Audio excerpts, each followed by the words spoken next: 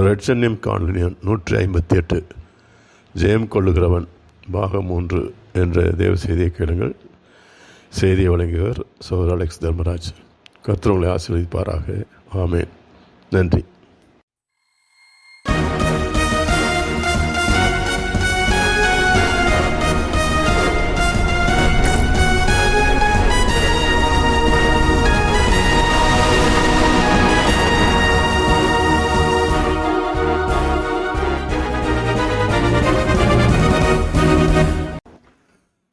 கிறிஸ்துவுக்குள் அன்பான சகோதர சகோதரிகளே, ஆண்டவர் இயேசு கிறிஸ்துவின் நாமத்தில் அன்பின் வாழ்த்துக்கள். இந்த நாளிலும் ஜெயம் கொள்ளுகிறவன் என்ற தலைப்பின் கீழ் 3ஆம் பாகத்தை கேட்க இருக்கிறீர்கள். கேட்டு பயன்பெறுங்கள். கர்த்தர் உங்களை ஆசீர்வதிப்பாராக. ஆமென். வெளிப்படுத்தின விசேஷம் 2வது அதிகாரம் 12வது வசனம்.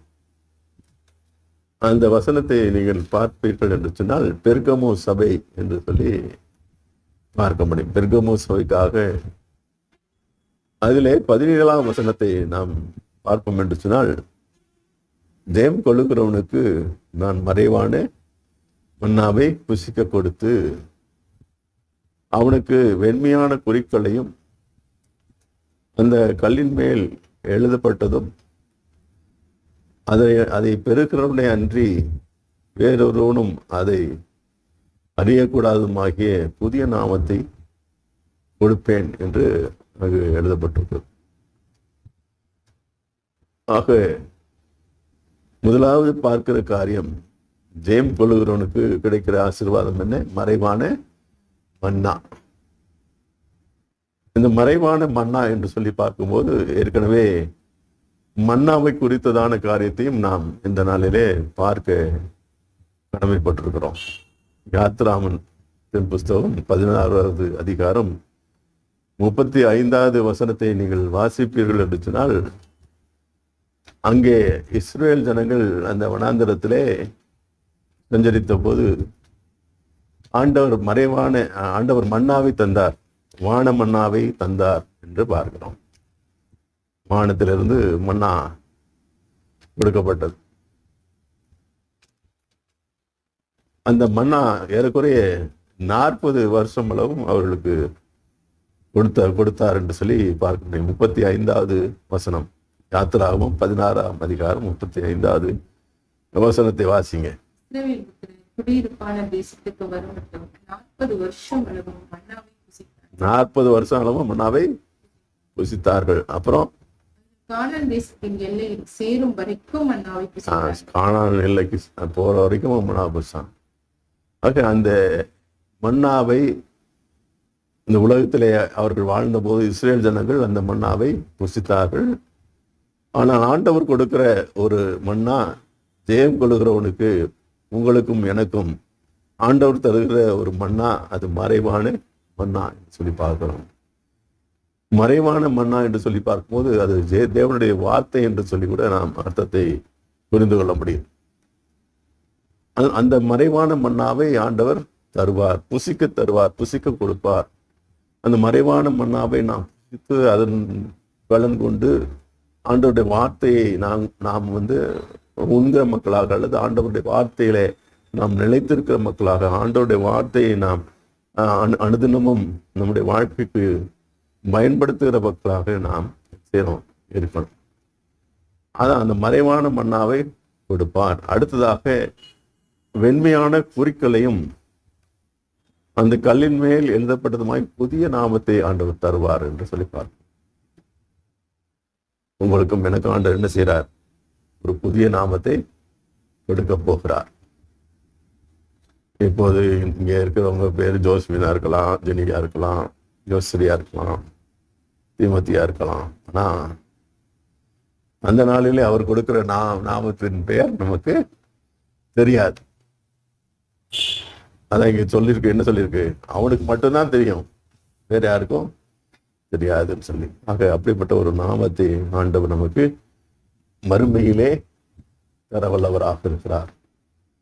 அதுக்கு நாம் என்ன செய்யணும்? ஜெயிக்கிறவனாக, ஜெயம் கொள்ளுகிறவனாக, ஜெயம் பெறுகிற மகனாக, மகளாக நாம் இந்த பூலோகத்திலே வாழ வேண்டும். யோவான் 6 49-51 ஆகிய வசனத்தை வாசிப்பீர்கள் சொன்னால், வானத்திலிருந்து வந்த மன்னா என்றும் வானத்திலிருந்து வந்த ஜீவ அப்பம் என்றும் அங்கு சொல்லப்பட்டிருக்கிறது. வாசிங்க, யோவான் 6:51 வசனம். நானே வானத்திலிருந்து இறங்கின ஜீவாப்பம் இல்லையா? நானே வானத்திலிருந்து இறங்கின ஜீவாப்பம். நான் கொடுக்கும் அப்பம் ஜீவனுக்காக நான் கொடுக்கும் என் மாம்சமே என்றார். போதும். அன்றைக்கு மன்னாவை புசித்தவர்கள் மரித்து போனார்கள். ஆனால் ஆண்டவர் கொடுக்கிற நான் கொடுக்கும் அப்பத்தை புசிக்கிறவன் அவன் என்னென்னைக்குமாக இருப்பான் என்று சொல்லி ஆண்டவர் சொல்லுகிறார். அவன் மரிக்க மாட்டான், மரித்தாலும் பிழைப்பான் என்று சொல்லி ஆண்டவர் சொல்லுகிறார். ஆக ஆண்டவர் கொடுக்கிற இந்த மன்னா, ஆண்டவர் கொடுக்கிற இந்த மறைவான மன்னா அது என்றைக்குமா நிலைத்திருக்கிறதாக இருக்கிறது. அது மாத்திரல்ல, அவருடைய அப்பமாகிய அந்த அவர் சரீரத்தை நாம் அடையாளமாக அவருடைய அவர் பாடுபட்ட மரித்த சிலுவையிலே அவர் மரித்த காரியத்தை குறிக்கிறதாக ஒரு அடையாளமாக இருக்கிறது. ஆக அதை உண்கிறவன் அவன் மரித்தாலும் பிழைப்பான். அவனுக்கு நித்தியத்திலே இளைப்பாறுதல் உண்டு, நித்தியமாக வாழக்கூடிய கிருபை உண்டு என்று சொல்லி ஆண்டவர் சொல்கிறதை பார்க்கிறோம். ஆக இந்த வசனத்திலே நாம் பார்க்கிற காரியம், ஆண்டவர் அவனுக்கு மறைவான மன்னாவை கொடுக்கிறார். அவனுக்கு ஒரு வெண்மையான குறிக்களையும் கல்லின் மேல் எழுதப்பட்ட ஒரு புதிய நாமத்தையும் கொடுக்கிறார் என்று நாம் பார்க்கிறோம். வெளிப்படுத்தின விசேஷம் 3வது அதிகாரம் 12ஆம் வசனத்தை வாசிப்பீர்கள் என்று சொன்னால், அங்கு புதிய நாமத்தை குறித்து அவர் சொல்லுகிறது காரியத்தை நாம் பார்க்க முடியும். வெளிப்படுத்தல் 3:12 வாசி.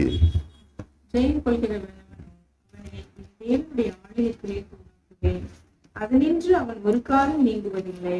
என் தேவனுடைய நாமத்தையும் என் தேவனால் பரலோகத்தில் இருந்து வருகிற புதிய எருசலேமாகிய என் தேவனுடைய நகரத்தின் நாமத்தையும் என் புதிய நாமத்தையும் அவன் மேல் எழுதுவேன். என் புதிய நாமத்தையும் அவன் மேல் எழுதுவேன். ஆக ஆண்டவர் புதிய நாமத்தை உங்களுக்கும் எனக்கும் கொடுக்க உள்ளவராக இருக்கிறார். அவர் மன்னாவை, மறைவான மன்னாவை கொடுக்கிறவராக மாத்திரல்ல, ஒரு புதிய நாமத்தை, ஒரு குறிக்கலை, ஒரு குறிப்பு, ஒரு மாடலாக, ஒரு மாதிரியாக கல்லை நமக்கு கொடுத்து அதில் நாமத்தை, உன்னுடைய நாமத்தை, என்னுடைய புதிய நாமத்தை அதில் எழுதி வைத்திருக்கிறார் என்று சொல்லி நாம் பார்க்கிறோம். எல்லாருக்கும் இல்லை, யாருக்கு? ஜெயம் கொள்ளுகிறவனுக்கு மாத்திரமே. ஆக ஜெயம் கொள்ளுகிறவர்களாக நாம் இருக்க வேண்டும் என்று சொன்னால், இம்மையிலே மாத்திரல்ல, மறுமையிலும் ஆண்டவருடைய காரியங்களை, ஆண்டவருடைய ஆசீர்வாதங்களை, ஆண்டவருடைய நன்மைகளை பெற வேண்டும் என்று சொன்னால் என்ன செய்யணும்? இந்த நாட்களிலே வாழ்கின்ற, பூமியிலே வாழ்கிற இந்த நாட்களிலே நாம் ஆண்டவரை பின்பற்றி வாழ்கிற மக்களாக நாம் இருக்கணும். ஆண்டவர் நமக்கு கொடுத்திருக்க வார்த்தையின்படியாக எப்படியாக ஆண்டவர் உலகத்தை ஜெயித்தாரோ அதுபோல நாமும் உலகத்தை ஜெயிக்கிற மகனாக, ஜெயிக்கிற மக்களாக இருக்கணும். உலகத்தை என்று சொல்லும் போது நம்மை நாமே ஜெயிக்கிறவர்களாக இருக்கணும், உலகத்தையும் ஜெயிக்கிற மக்களாக இருக்கணும். உலகம் என்று சொல்லும் போது உலகத்தின் காரியத்தை குறித்து நான் சொன்னேன். அது நம்மை என்று சொல்லும் போது நம்முடைய மாம்ச சிந்தையை, நம்முடைய காரியங்களை, நம்முடைய சிந்தையை, நம்முடைய சரீரத்தை என்ன செய்யணும்? கூட்டமற்றதாக, பாவம் இல்லாமல் மாற்றி நம்முடைய வாழ்கிற ஒரு பரிசுத்த வாழ்க்கைக்கு நேராக நம்மை கொண்டு செல்கிற ஒரு பயணத்திலே நாம் பயணிக்க வேண்டும். ஆக இந்த காரியத்துக்காக நாம் நாமத்தை சோதரிப்போம். கர்த்தர் கொடுத்த அந்த வார்த்தைக்காக கர்த்தருக்கு நாம் நன்றி சொல்லுவோம்.